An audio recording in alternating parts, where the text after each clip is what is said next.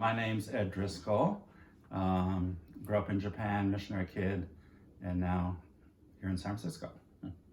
And my name's Jim Lichti, and I grew up on a farm. I grew up in Reedley Mennonite, First Mennonite Church. Okay, so let's talk about what brought you here to San Francisco first, the journey here and the history of your relationship a little bit. So we met in Washington, D.C. I was working for a German voluntary service organization called Aktion Sühnezeichen. Actually, reconciliation is how they translated it. And this was the mid-1977. I worked, I started working there in fall of 76. And then it was really only, and we argue about what year we met. We argue about whether we met in 77 or 78, but I think it was 77. And if I've got my dates right, I came out to myself in a way in spring of 77. And I think then came out in DC, and then ended up meeting Ed at Metropolitan Community Church in Washington, D.C. So we have a boringly, okay. Met at church, right? Not in a bar. We met. Introduced. And what were you doing by a lesbian friend. Okay, so I was a missionary kid, grew up in Japan, was in Boston before I moved for graduate school, and then I was at Georgetown University, came to Washington, D.C. for that. And just started, I'd been out maybe several years before already in Boston before I moved to D.C. and had other relationships there. And but when I got to D.C., it's the first time I started attending Metropolitan Community Church. And we were introduced by a lesbian friend, a woman friend of ours at the church there. And then we started meeting Martin Rock and all these That's early where we BMC met people. Martin Rock. Yeah, he, I can't remember. I almost feel like someone said I almost think someone came up and told us there's a Church of the Brethren guy who wants to meet you. And They knew you were a Mennonite. Mm-hmm. Yeah, someone knew I was Mennonite, and I almost think Martin had heard that there's some Mennonite guy at Metropolitan Community Church, and I think this is a big thing about the whole dynamic. Somehow about coming out and starting to go to MCC. I felt like I kind of developed this, I don't know, almost a desperation of okay, I'm gay, I'm Mennonite. Are there any other gay Mennonites, and how do I find them? How do I locate them? And there literally, at that time, was no way for us to locate each other, or even, we kind of felt like we were this. So Martin was the first contact, and then. And he was just really getting BMC going. He was just getting BMC started going years before. Well, he always, if I remember right, he gives the date as 76 for when he came upon the idea of starting a Brethren Mennonite gay organization. Did you know that Mennonite Community Church was going to be a welcoming church? Was there anything that... So this was Metropolitan yes. Community Church. So Metropolitan Community Church was founded in the 60s by a gay pastor. Do you remember? Troy Perry. Who in LA, Los Angeles. Who was from kind of an evangelical Pentecostal background. So it was the during the 60s and 70s. It was the gathering place for, I don't know, lesbians and gay men, mostly Protestant, but I think even some Catholics. I mean, there just wasn't anywhere else to go. So this was a specifically gay LGBTQ church. I mean, we didn't talk about queer or trans much at the time. It would have been a gay lesbian. The Catholic Church had Dignity, so there were other churches that were starting a similar thing. But this I is think mostly Protestant. Yeah, so there was like Dignity for Catholic, there was Metropolitan Community Church for lesbians and gay men of a Protestant background. And Presbyterian Church already had started a more light organization like BMC that had already been around, and I was a little bit involved with that. And a lot of the pastors were from a Pentecostal or evangelical background. So it had a kind of a, I don't know, loud, boisterous. We sang a lot of those Pentecostal evangelical songs, but we sang them with a lot of emotion. Mm-hmm. The pastor at the time was a Methodist background. Yeah. Was Methodist. Mm-hmm. So it was interesting where these these lesbian and gay pastors from all kinds of different Protestant organizations came together and started reading the Bible from a sort of lesbian gay liberation point of view. And so we were just hearing the message we'd grown up with, but from a whole different framework. And we were singing songs we had grown up with, but from a whole different framework. How did that feel to come from a church where none of that was happening to here it is openly welcomed and encouraged and celebrated? It was, it was great. People cried. Yeah, it was very emotional. There were lots of tears every week. And their Metropolitan Community Church is still around, although most other churches are welcoming now, so it's not as big and strong as it used to be, I don't think. Right. But there is one here in San Francisco still. But it was for us it was huge. I think for lesbian and gay Christians, Protestant Christians in the 70s, it was huge because there was no place to go in your own denomination. But the thing about Metropolitan Community Church too was, so we actually joined, we're members, but Metropolitan Community Church actually encouraged lesbians and gay men to go back to their own denominations and try to find a place there if they felt led to. So then you got connected with Martin Rock. Yeah, so at when did Metropolitan Community Church. Okay, and how did that meeting unfold, that first meeting? Well, so he was going to Metropolitan Community Church too at the time, or he came. He'd been fired from his. He was brethren, but he worked for the Mennonite, MCC, I guess. Yeah. Mennonite Central Committee in Akron, and got fired because they figured out he was gay. And now he was working for a National Council of Churches in DC. That's why he was there. And then he was also involved with Metropolitan Community Church. He was at two least MCCs attending. So we met there, and he just at church we just met, but then very informal. Very informal, and then he mentioned that they would be having a meeting. So we went to our first meeting maybe a few weeks later. And there were some other people there.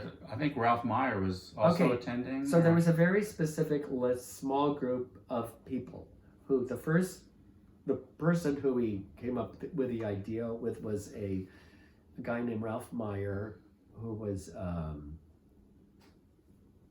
actually adopted into a Mennonite family, went to Eastern Mennonite College at that time. In Harrisonburg, Virginia. So it would have been at that first meeting, I think Ralph and his boyfriend at the time, Brad were there. Mm-hmm. Were Jim and Tom probably there first time? Yeah. Jim Durstein and Tom McCain would have been there. Gary Smucker would have been there. Mm-hmm. And at the first meeting, I would say that was Everett and Grady weren't there. Oh yeah, no, Everett was Everett Fisher. Fisher is a Church of the Brethren.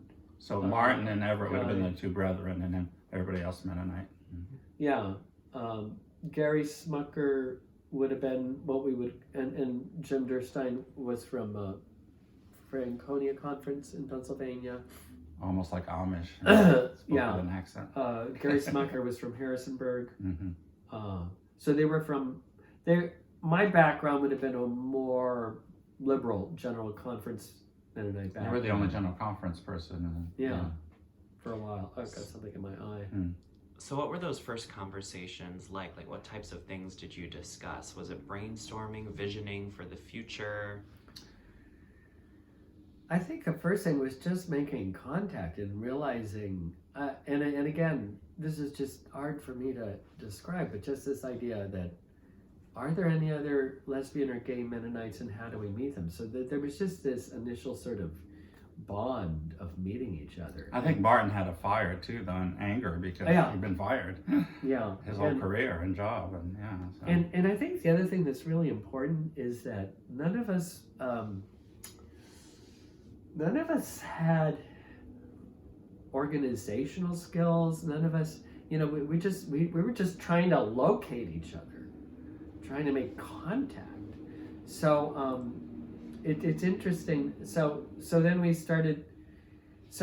But yeah, we wanted, and I think the big question for us was, well, how do we reach other lesbians and gay men in our churches? How do we just make contact? How do we make ourselves known? Because there was no way and for example, I remember Jim Brooks. Jim Brooks was another early name. He, for example, wrote a letter to, I forget the name of the Brethren periodical. The Messenger. Messenger. Mm-hmm. Yeah, he got a letter into that, and it was sort of one way. And we kind of realized, okay, well, maybe we have kind of an in through the periodicals, and we eventually came up with the idea of I'm not sure what we did first. Martin came up with I think it was Martin who thought to contact George Brunk III at Eastern Mennonite Seminary. He was the president of the seminary. And then I think to everybody's surprise, George Brunk III agreed to meet with us. And so that was a really early thing. And so, and then George Brunk III got a huge amount of flack for doing that. He was very naive about the implications of meeting with the Mennonite lesbian gay organization. He presented a paper on what he thought of as the biblical approach to homosexuality, which he interpreted, and he linked it to disabilities. And so that was a very interesting approach, because he wasn't calling us sinners right away, the way I think a lot of Mennonites would have been inclined to do. He wanted to take approach that, and we disagreed with his paper, but we had a discussion, and he was very open. He was very flexible in his response. He was not judgmental with us at all. I don't know.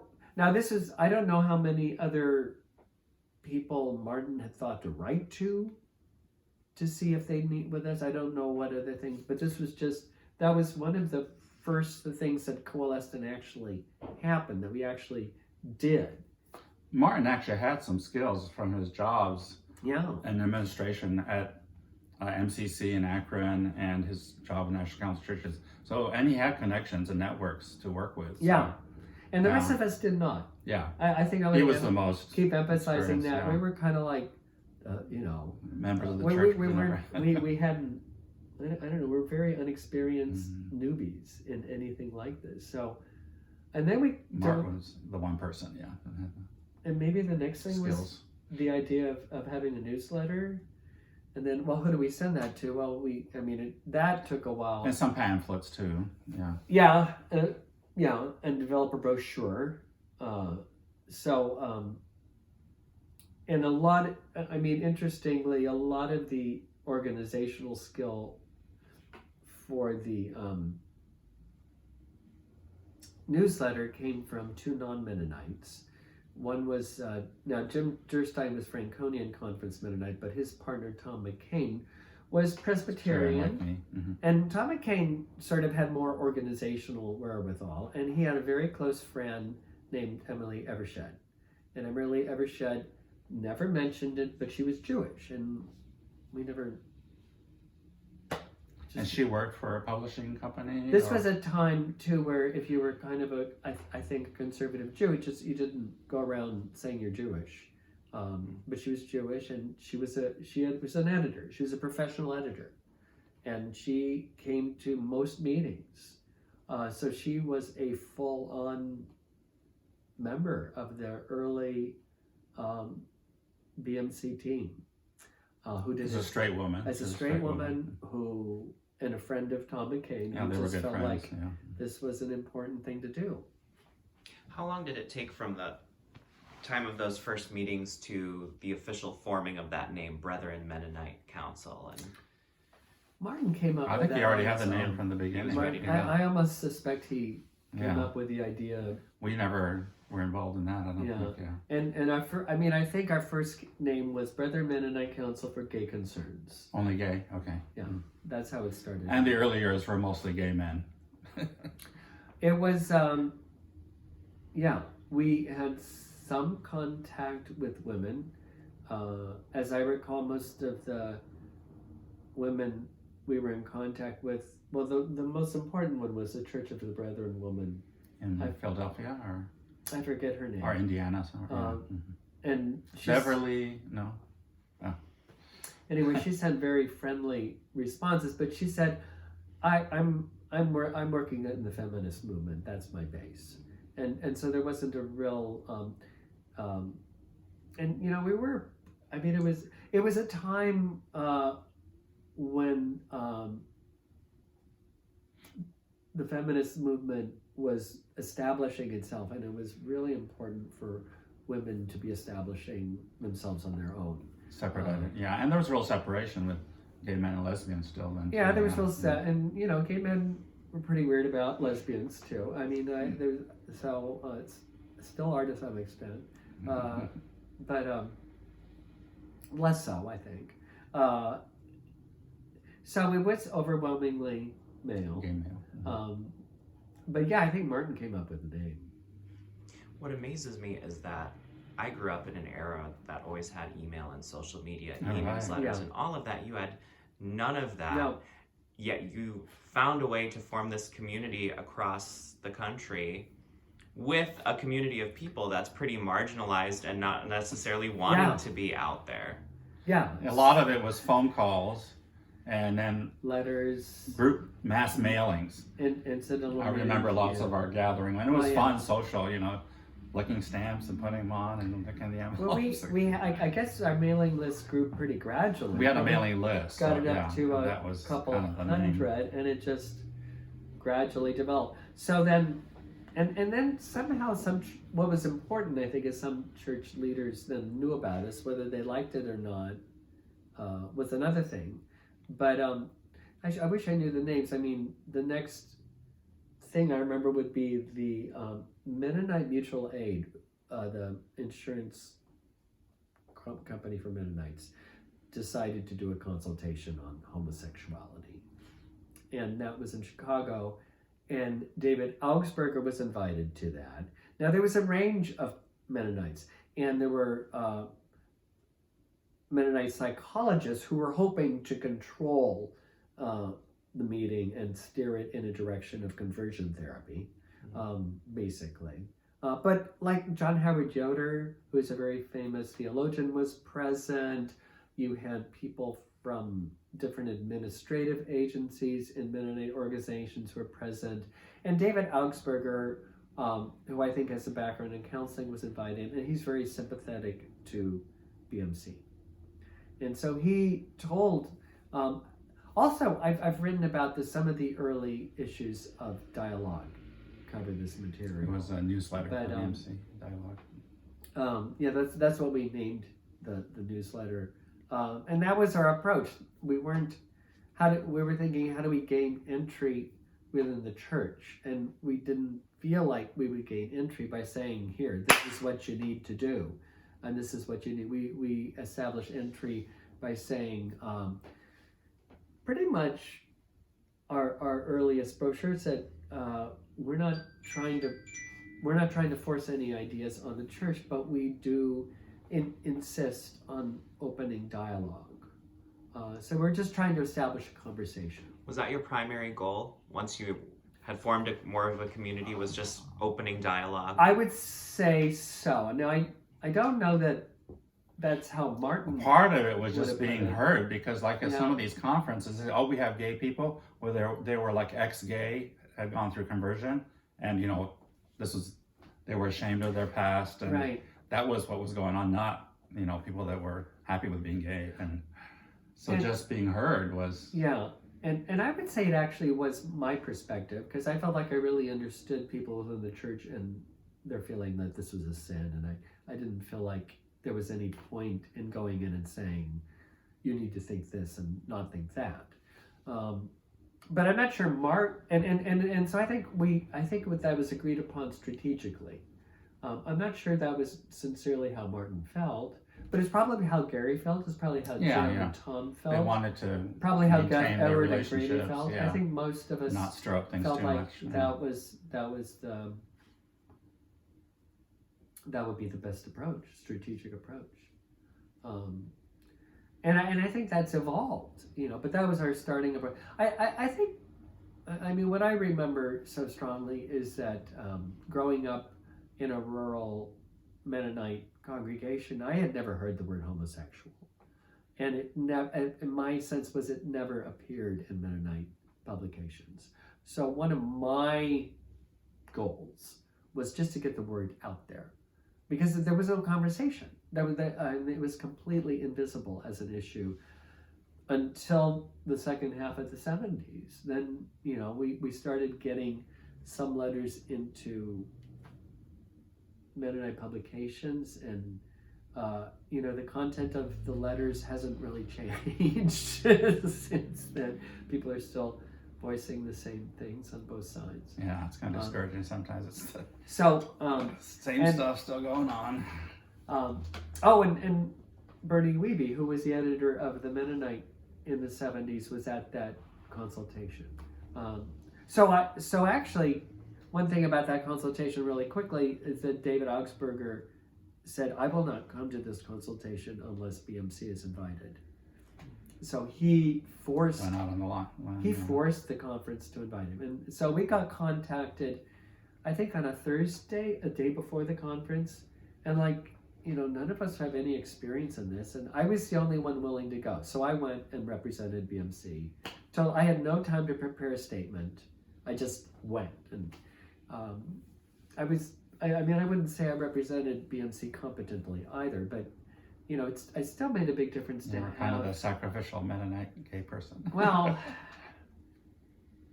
it was kind of embarrassing. They asked me what I had to say, and I said, well, I haven't had time to prepare anything, and I just opened it up for questions. And you'd only come out like a They few were years sort of before, expecting, oh, well, you're just here and you don't have a presentation. Well, I didn't have any time to prepare anything, and I'm not a presenter. I'm not an experienced in doing any.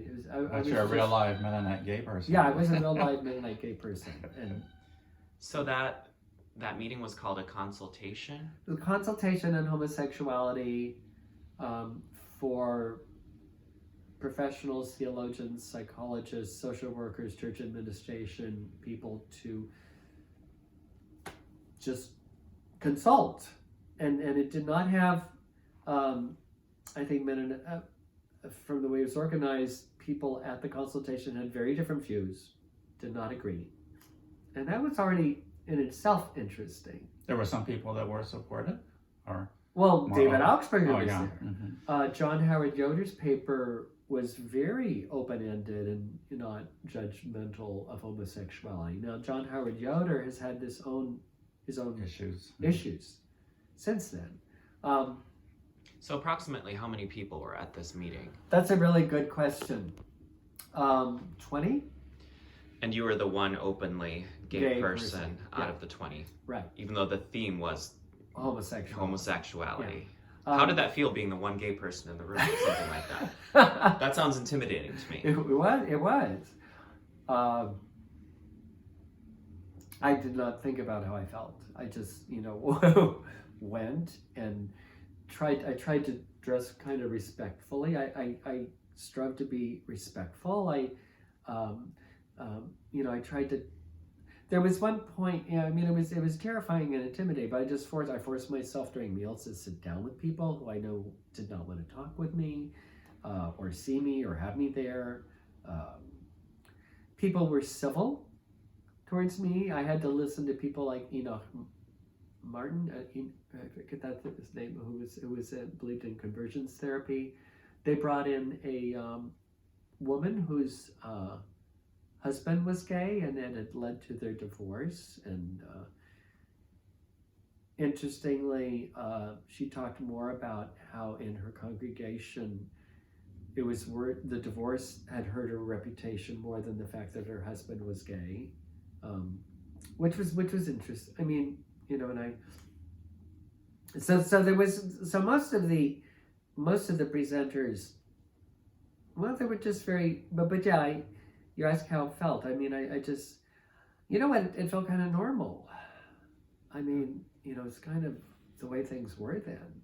So, you know, I grew up in a church. You know, I realized probably when I was about 13 that I was gay. So, you know, it's trying to. So just being that outsider was not surprising. So, did anything come out of this meeting, this consultation? You know, there were minutes of it and there were reports of it, but I don't know that anything was ever published about it, and that could be because It was kind of hush-hush. They didn't really want well, to open up. yeah, I'm not sure it was really a public consultation. I think it was considered I mean, that'd be an interesting thing to look into, because you could probably go in. I don't know if Mennonite Mutual Aid has archives you could go into and find these materials, or if someplace has these, or there might be a Mennonite archive that has Mennonite Mutual Aid. To me, this almost sounds like an excuse for, like, have you addressed the Yeah, issue? Oh, we- yes, we did got this. group together. Just so they can show that they had one conversation, but I could be wrong. Well, I think this is my guess. My guess is that the people who initiated it were hoping to come out with an endorsement. I mean, it is Mennonite Mutual Aid. If they had endorsed conversion therapy, then Mennonite Mutual Aid may have needed to pay for conversion therapy. I don't know. I'm just thinking out loud now. But the fact is, they didn't. I mean, there was too much. We ended up coming up with statements, and I was allowed to participate in the discussion. And I do feel like my participation moderated the final statements to a significant degree. David Augsburger would have not signed anything that was too offensive to him either. I'm pretty sure we probably had to agree that we disagreed. Pretty sure. So tell me a little bit about this second conference now that you attended and what came out of that. Okay. So, like the Church of the Brethren, Mennonite churches regularly hold these conferences, and the General Conference and the Mennonite Church were still separate at that point. We had this idea that we can't have any kind of official presence at these conferences, but one of us could go, and so we developed a brochure. I actually wrote the brochure. What is an appropriate response to homosexuality? I drafted it. We worked on it a lot, and so we created a brochure that we would try to distribute at Mennonite conferences. And so the first conference, and then we sort of talked about this, we made up the strategy. Well, the only person who might have gone to the Mennonite conference who was really grown up in the Mennonite Church conference was Jim Durstein, and he wasn't willing to go. And I think this is another important issue to mention, is that we all, at this point, except for Martin, we all were using pseudonyms, partially out of concern for our jobs, but more out of a concern for protecting our parents. I had come out to my parents, but I did not. But I wanted my parents, and we all wanted our parents to be able to manage processing and being out themselves, and not. So we did not. None of us wanted the information to come back to our congregations that we were openly gay, especially if we were active in the church. And we were active in the church. So Everett had my pseudonym, for example, in any of the early BMC publications, I used the name Jim or James Martin as my pseudonym. So all the early dialogues where there are articles written by Jim or James Martin, those are by me. Whereas now, what was wonderful for me growing up in the Presbyterian Church was being in a completely different denomination. I could be completely free, open, be Edward Driskill, and do whatever I want. So you didn't which have was a wonderful. pseudonym. I didn't have to deal with any of this. I mean, I was a little connected with the Presbyterian Church, and my dad was still active as a pastor. But, So it was decided I would go to this Mennonite Church conference. It was in Waterloo, Ontario. I don't remember the exact year. It was 79 or 80. We located a person of a guy of Mennonite background who was willing to let me stay with him. And I just sort of went up there. So this would be the first time that a gay Mennonite went to a Mennonite conference and tried to be present there as a gay Mennonite presence.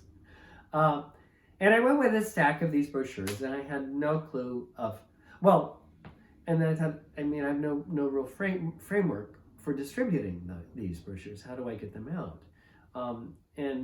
We had met once. Martin had invited someone from the LGB group in the library system. I don't know if this was the Library of Congress or some association of librarians. And she had mentioned this idea of how, at a library association meetings or whatever, they just go to where people are walking into meetings and distribute them. that was Barbara Giddings, I think, right? Who's kind of Was famous. that her name? Yeah, she's pretty famous as an early activist in Philadelphia, Barbara. So she just mentioned this as a strategy. Just if there's a meeting, just distribute them in the order, and that seemed innocuous to me. I mean, we didn't really. I met so at the conference. I can't remember how I bumped into a couple, very young, liberal Mennonite couple. I wish I could remember their names. I think her name was Buffy. They were recently married, and I talked to them, and they got on board with me. So now there were three of us, and I mentioned this idea to them, and they were open to doing that. And so at one of the meetings, we just stood at the door as people, and we're just handing out. And we intentionally entitled it "What is an Appropriate Christian Response to Homosexuality?" We intentionally did not, left it open so that people might actually read the brochure. And we did not, and the brochure does not call for people to take a position. It calls for dialogue on the issue. And so we're distributing these, and all of a sudden there's this announcement that comes out on the loudspeaker so to the expect that people who are distributing these brochures have nothing to do with the conference. And we realized that we looked like we were official part of the conference. And that was not my intent. My intent was not to pose and create the impression that this was an official publication of the conference. It was really acting out of this desperation of how do we make ourselves known more broadly within the Mennonite Church? How can we just be a presence in the church? Because there weren't any more openings created for you by the leadership or... Right. Yeah. Now, I think an important opening, really important opening, were Mennonite periodicals that were willing to publish letters to the editor.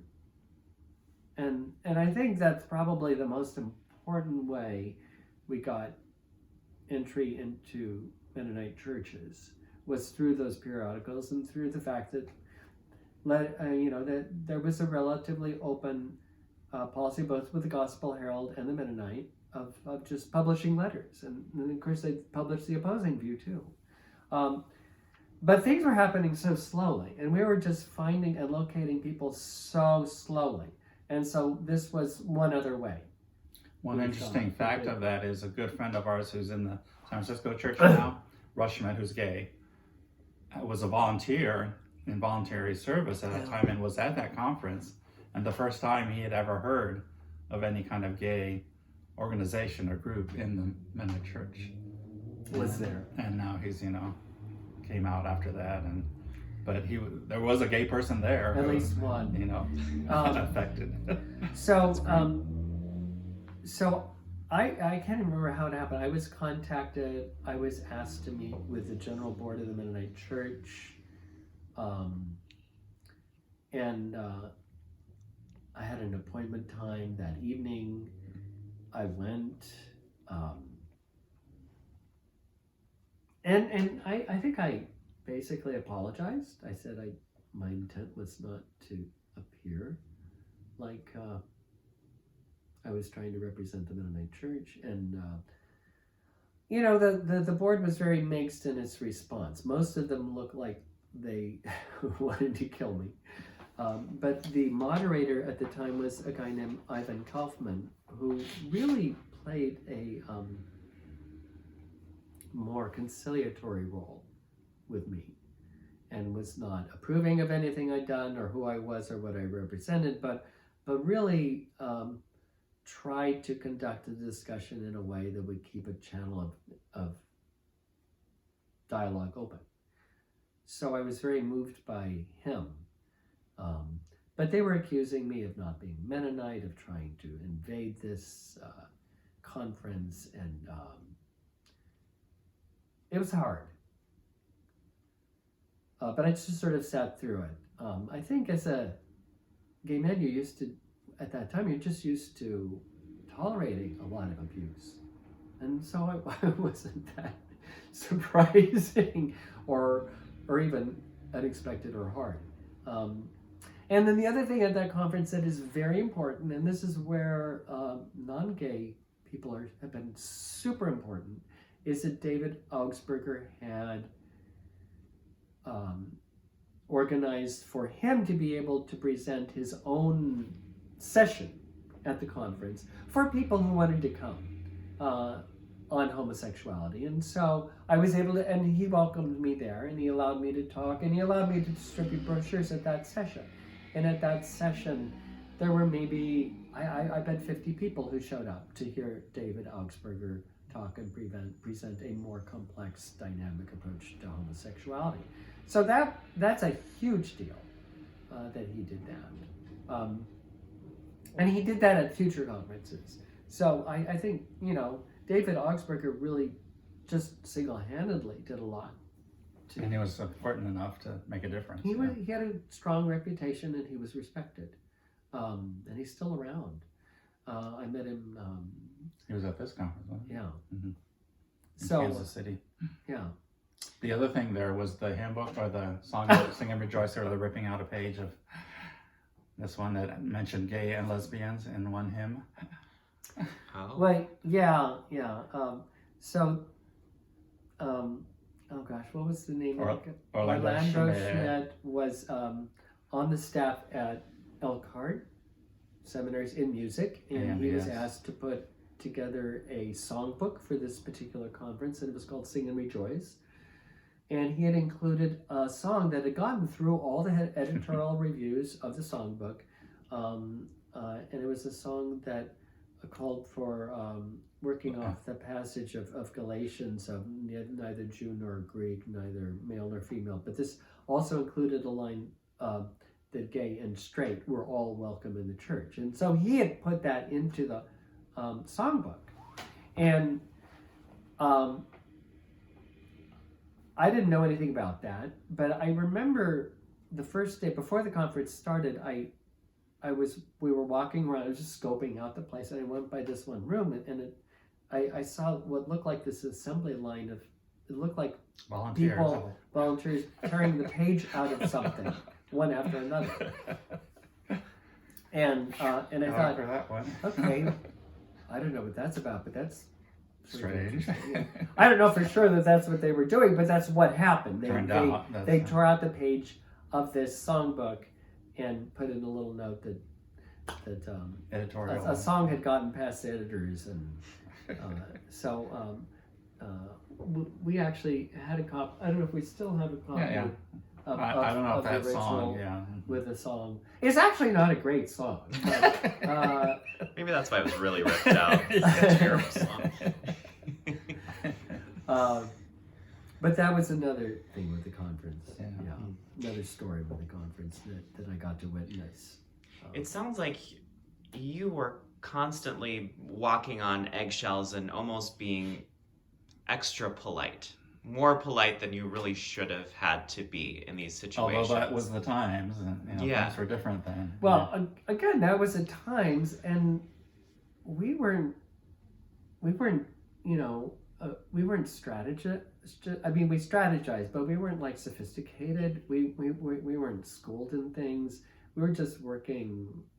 We were talking out of our asses, so to speak. And I think by the mid '80s, '90s at BMC conferences, we reached a point where, screw this, or we're not going to be little polite Mennonites and sit here and just. That's what I was going to ask about. When did that transition happen? Because I know it got to be a pretty ruckus. I don't know if that's the right word, but more like vocal. I think it started in the '80s. '80s, probably. I think it started in the '80s. When was this conference in Waterloo? That was 80 or something. Early '80s. Or 79. I think our early goals were minimal, just to stop being invisible. And we achieved that. Actually, I would say we and maybe our approach really helped that too, and our niceness and all that. I mean, you and I are still pretty nice. Probably too nice. And Barbara Giddings, we talked about, and Frank Kameny, the early LGBT, not Mennonite or anything, people too. They would dress like the ladies who would wear nice dresses, and even though they were protest signs and all, that was part of their strategy too in the late 60s, early 70s. Drag. So we were kind of following some of that too. So and so I think that's one reason why I sort of, when we moved out here, I got more involved in the local congregation, because I sort of felt like, okay, now there are people getting into BMC who really know how to think through and manage things and move it to the next step. More professional. We got very involved in the church, and we were a small 30, 40 people church, and so there was one summer where our pastor got married. Lois Jansen moved back to South Dakota. And we were this early accepting congregation. We went through a lot of tensions in those first couple of years, with some people leaving but others staying, and so we had a gap. We were planning to do a pastoral search and find a pastor. So there was a 3-month gap where the congregation asked Ruth Buxman and me to be a transitional pastoral team. And we didn't publicly announce this. We just saw this as something for the congregation. Just so I make sure we have the congregation named on the video. So, were we calling ourselves First Mennonite Church of San Francisco at that point? We changed around that time. It was called the Haight-Ashbury Mennonite Fellowship or something. Yeah. And we were actually in the Haight-Ashbury, and then after that we moved away, and that's when we changed the name to First Mennonite. So I'm not sure what name we were going by at the time. Haight-Ashbury, maybe. And so then we were informed that Southwest Conference, who had been helping fund us, sending us a subsidy every year, not a large one, but a subsidy. We kind of scraped by. They were ending our subsidy, and they didn't explain why. And we thought that, so we kept, after poking around, we ultimately figured out it was because I was in this pastoral leadership position. As an openly gay person. And then there was a whole event that summer where Pacific District Conference. So we were being supported by a Mennonite Church conference called Southwest Mennonite Conference, and a general conference called Pacific District Conference. Well, Pacific District Conference at their meeting that summer was trying to basically pass an anti-gay statement that same summer. So it's kind of a big summer. The anti-gay statement at Pacific District Conference was blocked, kind of at the last minute. And some people from our church were there as Some delegates. people of our church were there as delegates. Dan Flickinger was involved in that. But I would also say that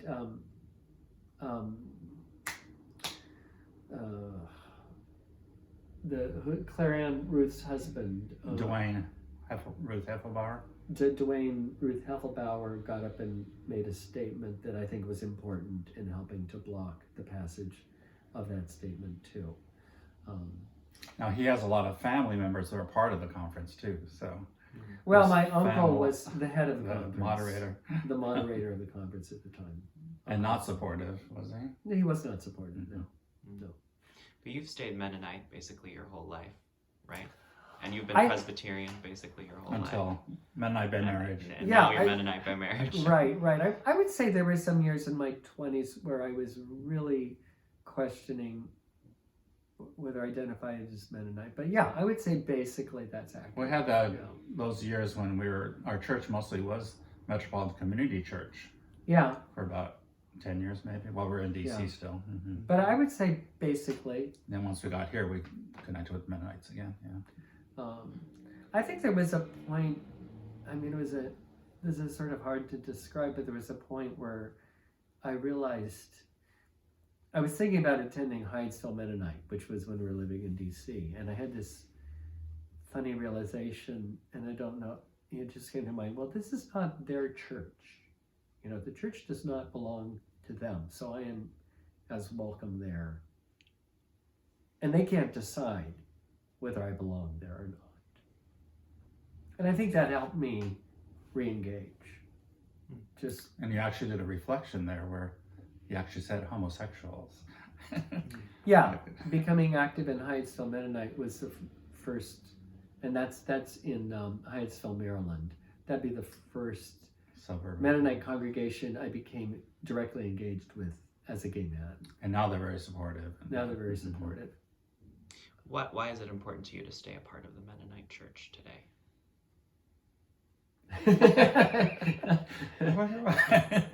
Do you have anything to I mean, say? you clearly had no choice. You were no. Well, that's our community, and I'm a minister's kid, missionary kid, so church has been a big part of my life, and it's a good community here.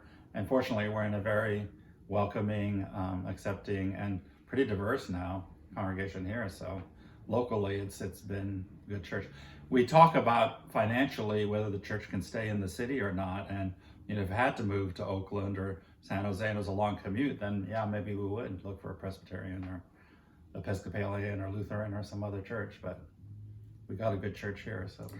But you really, I mean, I did not pressure you to join the church at all. You voluntarily decided, Yeah, I was comfortable in the Mennonite Church. like 80. And I'm not the only early Presbyterian that's, even other non-gay people have, switched too. So.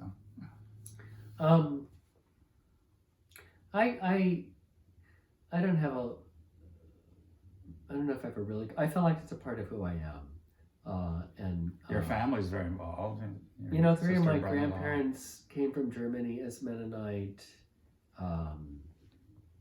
I just somehow it.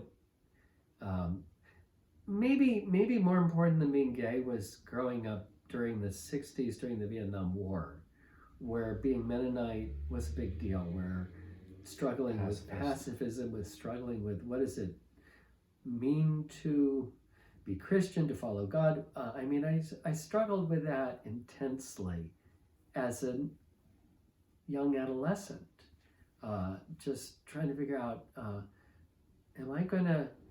what am I gonna do when the draft comes around? What's the right thing to do? And I struggled with that a lot. And so that was a huge thing of thinking about the sanctity of life and so that was so formative, and then just sort of realizing, these questions about what being Mennonite is go back to Martyr's Mirror and all this time, and the more I learned about Mennonites and Mennonite history, I eventually became a historian. I realized that I was going to be kind of that Mennonites have done a lot of things that I'm not proud of, I mean, another turning point was realizing that my German Mennonite relatives had been Nazis and Party members. and as Mennonites. And that also became a reason why I didn't want to disown myself from the Mennonite identity. That was just sort of too simple. And so that this is just a sort of a part of a witness of a people living through history. And so there's a lot of things, and I can't narrow it down to any one, I guess. Looking back on this whole journey you've gone through, the spiritual journey and the obstacles of being gay in the church, what most encourages you when you look at the church today, and what most discourages you? Well, like I mentioned with our church here, it's growing well. It's over 100 attendants, and such a mix of, lesbian, gay, trans. Whoever would have thought this quickly, and getting married, being able to get married, 5 years, and since we've been together since 77. By our Mennonite By our Mennonite pastor, and blessed by the church. We had a blessing. We did the wedding out at the park, but then had a blessing at church, and everybody brought champagne, and for fellowship hour we had champagne and cake, and so and seeing, like with BMCSCN, how many churches are improving, getting more supportive. That's very encouraging, and quicker than we thought. No, quicker than we would have ever Yeah, imagined. yeah. Quicker than we had ever remotely imagined. Things happened. I think for me, it was very emotional to be the delegate for my congregation this past summer. And it's the first time I'd gone to a Mennonite conference in decades. But just being, outside, knocking on the door and not being let in, and then being inside being You had your delegate badge, you were official. and I was sitting at a table. I did I got my pastor Sherry to find me a table at the conference where I'd be with sympathetic people. I know there are tables I wouldn't have been that comfortable at, but that was an amazing. And you were with Theta and these other people. Theta was at my A table. whole bunch of gay delegates there. It wasn't just you. Yeah. That was just amazing. I didn't. What makes me less hopeful about the church? I mean, how we've shrunk through the divisions. Yeah. Mm-hmm. It's discouraging. And just. And the big thing now, our church is dealing with Mennonite Central Committee policy now to you have to sign a statement that you're not LGBT for staff and volunteers and board, and it seems like we're having those discussions at our church and how to respond. We're all trying to sort of represent as a supportive congregation, but do we withhold money or what do we do? And it just seems like, wow, didn't we already go through all this 40, 50 years ago? Why are we still dealing with this now? And the same question, are we being too nice? Yeah, it's an interesting discussion in our church right now, dealing with all that. Because MCC does a lot of things we approve very of, supportive, but we and see a lot of this our trend, members are MCC volunteers. and we see some trends in MCC we're not happy with. Mm-hmm. Do you have any sort of words of wisdom or advice for younger generations growing up in the church, specifically those who are struggling with their identities, feeling marginalized? Mm-hmm.